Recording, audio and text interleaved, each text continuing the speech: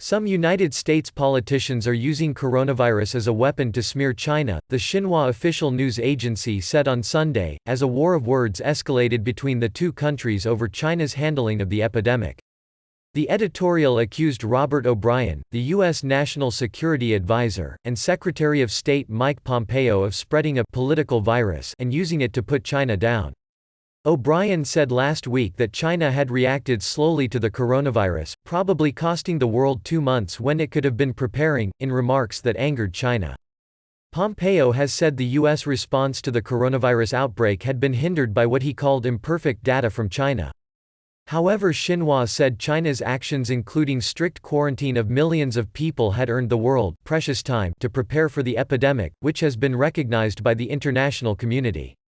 It added that the U.S. efforts to deal with its own virus cases had been widely criticized. It accused the United States of having double standards when it came to evaluating the lockdown in Wuhan, the epicenter of the virus that emerged in December last year, compared with its view of the recent lockdown in Italy. Ties between Washington and Beijing are already strained over issues including trade, intellectual property rights and press freedom, but they have been further tested by the virus outbreak.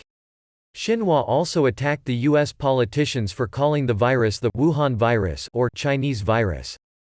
Beijing has disputed the widely held belief that COVID-19 originated in China, and comments by a foreign ministry spokesman that it could have been brought to the country by the U.S. military have further fanned tensions between the two. On Friday, the U.S. State Department summoned the Chinese ambassador to the United States to protest against those remarks. The virus has infected more than 156,000 people globally and killed more than 5,800.